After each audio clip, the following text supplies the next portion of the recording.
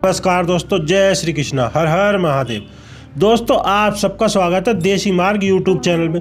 आज हम जानेंगे कि माँ सरस्वती का जन्म कैसे हुआ, इसकी पौराणिक कथा, बसंत पंचमी का महत्व, भूल कर भी न करें ये 5 काम, और साथ ही इस महत्वपूर्ण वीडियो में हम आपको बताएंगे कि 2024 में बसंत पंचमी कब मनाई जाएगी, शुभ मुहूर्त, शुभ विवाह, पूजा विधि और इस दिन वर्जित माने जाने वाले कार्यों के बारे में। दोस्तों नमस्कार, स्वागत है आप सभी का आपके पसंदीदा चैनल देसी मार्ग में। दोस्तों, वीडियो को शुरू करने से पहले अगर आप भी माता रानी से आशीर्वाद पाना चाहते हैं तो कमेंट बॉक्स में जय मां विंध्यवासिनी सरस्वती अवश्य लिखें। वह इस वीडियो को लाइक करके हमारे चैनल को अवश्य सब्सक्राइब कर लें, बेल आइकन को भी दबा। तो दोस्तों, बसंत पंचमी कब है यह जानने से पहले जान लेते हैं कि माँ सरस्वती का जन्म कैसे हुआ, वह बसंत पंचमी की पौराणिक कथा का महत्व क्या है, वह बसंत पंचमी का महत्व। दोस्तों, बसंत पंचमी के आते ही प्रकृति का कण कण खिल उठता, मानव तो क्या पशु पक्षी भी उल्लास से भर जाते हैं। हर दिन नई उमंग से सूर्योदय होता और नई चेतना प्रदान करके अगले दिन फिर आने का आश्वासन दे करके चला जाता। यूं तो माघ माह का पूरा महीना उत्साह देने वाला होता, लेकिन बसंत पंचमी का पर्व भारतीय जनजीवन को अनेक प्रकार से प्रभावित करता। प्राचीन काल से ज्ञान और कला की देवी माँ सरस्वती का जन्म दिवस मनाया जाता। माँ सरस्वती की पूजा के लिए समर्पित बसंत पंचमी का पर्व इस साल 14 फरवरी यानी दिन बुधवार को मनाया जाएगा। बसंत पंचमी के दिन माँ सरस्वती को प्रसन्न करने के लिए उनकी आराधना करनी चाहिए। खास करके विद्यार्थियों के लिए यह दिन बहुत शुभ होता है। जो भी विद्यार्थी इस दिन सूर्योदय से पहले जाकर स्नान आदि करते हैं और माँ सरस्वती की पूजा करते हैं, माँ सरस्वती उन पर कृपा बरसाती है और उनके मन को ज्ञान के प्रकाश व तेज से भर देती है। ऐसे विद्यार्थियों की स्मरण शक्ति के साथ ही उनके ज्ञान प्राप्ति की जो जिज्ञासा को भी बढ़ाती है। दोस्तों, आज इस वीडियो में हम आपको बसंत पंचमी से जुड़ी पौराणिक मान्यताओं के बारे में बताएंगे। उपनिषदों की कथा के अनुसार सृष्टि के प्रारंभ काल में ब्रह्मा जी ने जीव की रचना की, खास तौर पर मनुष्य की रचना की, लेकिन अपनी रचना से वे संतुष्ट नहीं थे। उन्हें लगा कि कुछ तो कमी रह गई है, जिसके कारण चारों ओर मौन छाया रहता। तो ब्रह्मा जी ने इस समस्या के निवारण के लिए अपने कमंडल से अपनी अंजलि में जल लेकर के संकल्प स्वरूप इस जल को छिड़ककर भगवान विष्णु की स्तुति की। ब्रह्मा जी की स्तुति से प्रसन्न होकर भगवान विष्णु उनके समक्ष प्रकट हुए। तब ब्रह्मा जी ने भगवान विष्णु से प्रार्थना की, हे प्रभु, मैंने सृष्टि की रचना तो की है, लेकिन चारों तरफ मौन है, इसके लिए मुझे क्या करना चाहिए। ब्रह्मा जी की समस्या जानकर भगवान विष्णु ने आदि शक्ति माँ दुर्गा का आह्वान किया। भगवान विष्णु के द्वारा आह्वान होने के कारण भगवती माँ दुर्गा वहां प्रकट हो गई। तब ब्रह्मा जी व विष्णु जी ने उन्हें संकट को दूर करने का निवेदन किया। ब्रह्मा जी तथा विष्णु जी की बातों को सुनने के बाद आदि शक्ति माता दुर्गा के शरीर से श्वेत रंग का तेज उत्पन्न हुआ, जो एक दिव्य नारी के रूप में बदल गया। यह एक चतुर्भुज सुंदर स्त्री का स्वरूप था, जिनके हाथ में वीणा तथा दूसरे हाथ में वर मुद्रा थी। अन्य दोनों हाथों में पुस्तक तथा माला थी। आदि शक्ति माँ दुर्गा के तेज से उत्पन्न हुई उन देवी ने वीणा का मधुर नाद किया। इस संसार के सभी जीव जंतुओं को वाणी प्राप्त हो गई, यानी सृष्टि के सभी जीवों को आवाज प्राप्त हुई। जलधरा में कोलाहल शुरू हो गया, वह हवा में सरसराहट होने लगी। इसी प्रकार सृष्टि को ध्वनि प्राप्त हुई। तब सभी देवी देवताओं ने शब्द और रस का संचार कर देने वाली देवी वाणी की अधिष्ठात्री देवी सरस्वती कहा, और तभी से माँ को सरस्वती के नाम से जाना जाता। उसके बाद आदि शक्ति भगवती दुर्गा ने ब्रह्मा जी से कहा कि मेरे तेज से उत्पन्न हुई यह देवी सरस्वती आपकी पत्नी बनेंगी। जैसे श्री लक्ष्मी जी विष्णु जी की शक्ति है, पार्वती जी महादेव की शक्ति है, उसी प्रकार सरस्वती देवी आपकी शक्ति होंगी। ऐसा कहकर माँ आदि शक्ति दुर्गा अंतर्ध्यान हो गई और इसके बाद सभी देवता सृष्टि के संचालन में लग गए। दोस्तों, माँ सरस्वती को बागेश्वरी, सरस्वती, वीणा वादिनी, भगवती शारदा सहित अनेकों नामों से पूजा जाता। यह विद्या और बुद्धि प्रदान करने वाली देवी है। संगीत की उत्पत्ति के कारण यह संगीत की देवी भी मानी जाती है। जिस दिन यह माँ दुर्गा के तेज से उत्पन्न हुई थी, उस दिन को बसंत पंचमी के रूप में मनाया जाता। वेदों में भगवती सरस्वती का वर्णन करते हुए कहा गया है कि यह परम चेतना है। सरस्वती के रूप में हमारी बुद्धि, पूजा तथा मनोवृत्ति की संरक्षिका है। हमारे जो आचार और मेघा है, उसका आधार भगवती सरस्वती है। इनकी समृद्धि और स्वरूप का अद्भुत वैभव है। हमारे पुराणों के अनुसार श्री कृष्ण ने सरस्वती से प्रसन्न होकर के उन्हें यह वरदान दिया था कि बसंत पंचमी के दिन तुम्हारी भी आराधना की जाएगी, और तभी से इस वरदान के फलस्वरूप भारतवर्ष में बसंत पंचमी के दिन विद्या की देवी सरस्वती की पूजा होने लगी, जो आज तक जारी है। इसके साथ ही यह पर्व हमें अतीत की अनेक प्रेरक घटनाओं की याद दिलाता है। बसंत पंचमी हमें त्रेता युग में जोड़ती है। रावण द्वारा सीता के हरण के बाद भगवान राम उनकी खोज में दक्षिण की ओर बढ़े। इसमें जिन स्थानों पर बह गए उनमें दंडकारण्य भी था, जहां पर सबरी नामक भिलनी रहती। भगवान श्री राम जब उनकी कुटिया में पधारे तो वह अपनी सुध-बुध खो बैठी। वह चक करके झूठे बेर भगवान श्री राम को खिलाने लगी। दंडकारण्य का वह क्षेत्र इन दिनों गुजरात व मध्य प्रदेश में आता है। गुजरात के डांग जिले में वह स्थान आता है जहाँ सबरी माँ का आश्रम था। बसंत पंचमी के दिन ही भगवान श्री राम वहां पर आए थे। इस क्षेत्र के वनवासी आज भी एक शिला को पूजते हैं, जिसके बारे में उनकी श्रद्धा है कि भगवान श्री राम आकर यहाँ पर बैठे थे। वहाँ पर सबरी माता का मंदिर भी स्थित है। तो दोस्तों, ये थी बसंत पंचमी से जुड़ी कुछ पौराणिक कथाएं। दोस्तों, आइए हम जानते हैं साल 2024 में बसंत पंचमी कब मनाई जाएगी। शुभ मुहूर्त, शुभ विवाह, पूजा विधि और इस दिन वर्जित माने जाने वाले कार्यों के बारे में। हिंदू पंचांग के अनुसार प्रत्येक वर्ष माघ महीने की शुक्ल पक्ष की पंचमी तिथि को बसंत पंचमी और सरस्वती पूजा का पर्व मनाया जाता है।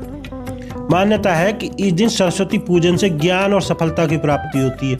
बसंत पंचमी को मधुमास, ध्यान पंचमी, श्री पंचमी, सरस्वती पूजा आदि नामों से भी जाना जाता है। साल 2024 में बसंत पंचमी 14 फरवरी को है। इस दिन कई शुभ योग बन रहे हैं जो कि अत्यंत फलदायी है। तो आइए जानते हैं साल 2024 में बसंत पंचमी, शुभ मुहूर्त, शुभ योग, पूजा विधि व इस दिन कौन से कार्य वर्जित माने गए। बसंत पंचमी शुभ मुहूर्त 2024। साल 2024 में बसंत पंचमी का पर्व 14 फरवरी बुधवार के दिन मनाया जाएगा। पंचमी तिथि प्रारंभ होगी 13 फरवरी दोपहर 2:40 पर और पंचमी तिथि समाप्त होगी 14 फरवरी 12:09 पर। और पूजा का शुभ मुहूर्त होगा 14 फरवरी प्रातः 7:01 से दोपहर 12:35 तक। रवि योग होगा सुबह 10:43 से अगले दिन सुबह 7 बजे तक।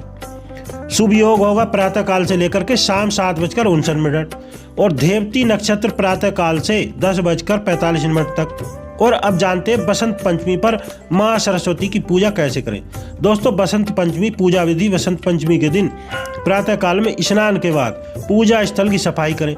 चौकी पर पीले रंग का वस्त्र बिछाएं व चौकी पर माँ सरस्वती की प्रतिमा को स्थापित करें। बसंत पंचमी के दिन पीले रंग का विशेष महत्व है, इसलिए प्रतिमा को पीले वस्त्र व फूल अर्पित करें। रोली, चंदन, हल्दी, पीली मिठाई, पीली बूंदी, पीले लड्डू और पीले अक्षत प्रतिमा को अर्पित करें। पूजा के स्थान पर वाद्य यंत्र व किताबें रख करके उनकी भी पूजा करें। वह इसके बाद माँ सरस्वती की वंदना का पाठ करें। बसंत पंचमी के दिन माँ लक्ष्मी व भगवान विष्णु की पूजा करना बहुत शुभ माना जाता। बसंत पंचमी पर क्या ना करें। बसंत पंचमी पर पीले रंग के कपड़े पहनना शुभ होता। ऐसे में आपको पीले रंग के वस्त्र पहनना चाहिए। इस दिन बिना स्नान किए भोजन नहीं करना चाहिए।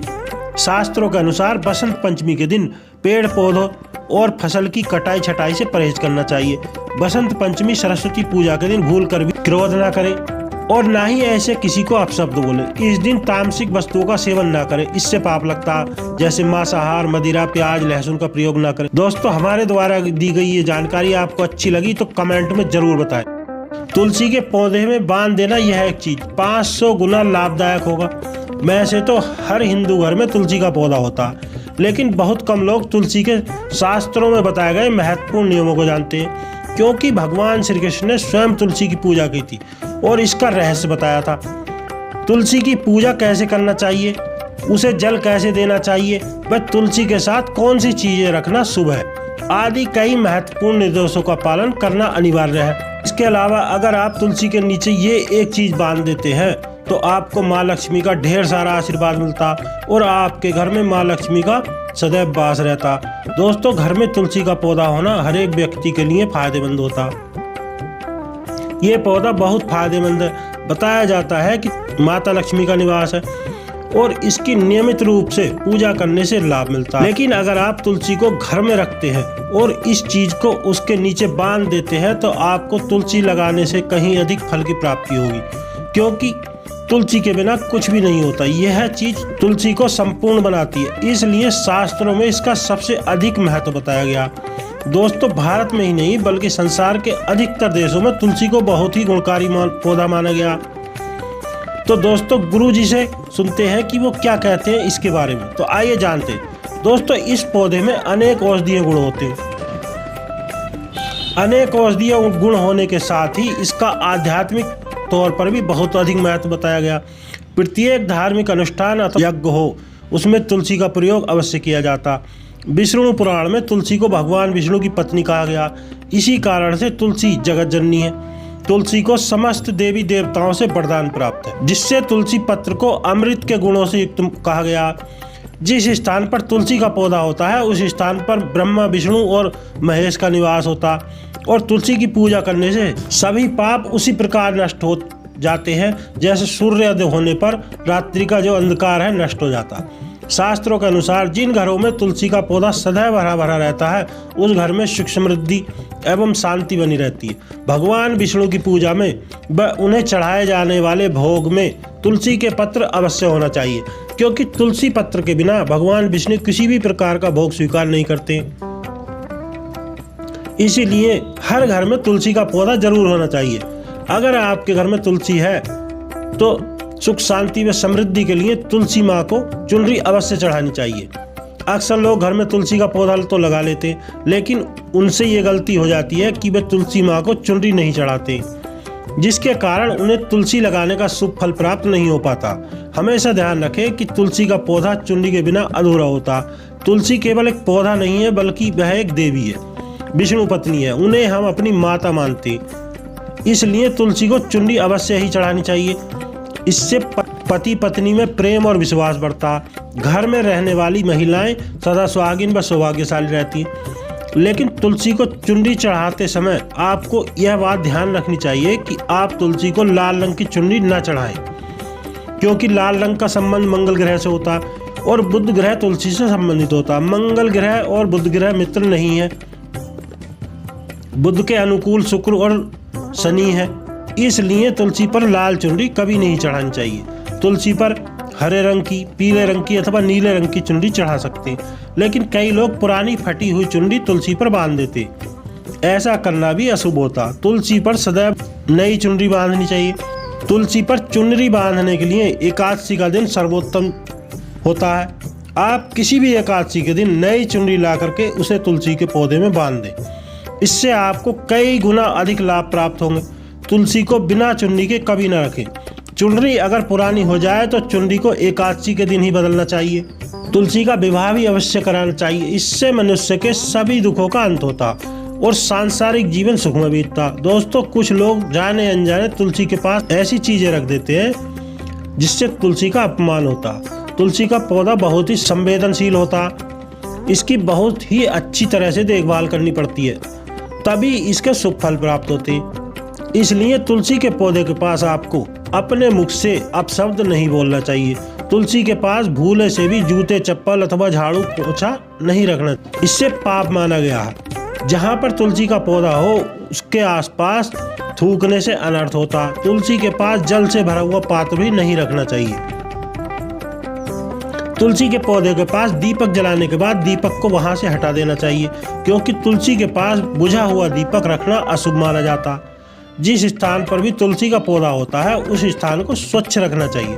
इसलिए नियमित रूप से तुलसी के पौधे के पास साफ सफाई करना चाहिए। ध्यान रखें, तुलसी के पौधे में शिवलिंग व गणेश जी की प्रतिमा कभी नहीं रखना चाहिए। साथ ही तुलसी के गमले में अन्य किसी प्रकार का पौधा भी नहीं लगाना चाहिए, ये अशुभ होता। तुलसी के पौधे के पास कपड़े भी नहीं सुखाना चाहिए, अन्यथा कपड़ों से गंदा पानी तुलसी के पौधे में गिर सकता। ध्यान रहे, तुलसी के पौधे को नाखून से भी नहीं तोड़ना चाहिए, इससे तुलसी का अपमान होता है। तुलसी के पत्ते सूख करके गिर जाते हैं तो उन्हें कचरे में नहीं फेंकना चाहिए। उन पत्तों को आप तुलसी की मिट्टी में ही दबा दें। रविवार के दिन तुलसी के पत्ते नहीं तोड़ना चाहिए और रविवार को तुलसी को जल भी नहीं चढ़ाना चाहिए। बाकी अन्य दिन बिना चूके तुलसी को नित्य जल चढ़ाना चाहिए और शाम के समय एक दीपक अवश्य जलाना चाहिए। अक्सर महिलाएं स्नान के बाद बाल खुले रख करके ही तुलसी को जल देती हैं। ऐसा करना भी गलत होता। महिलाओं को हमेशा ही अपने बाल बांध करके माथे पर सिंदूर लगा करके तुलसी को जल देना चाहिए।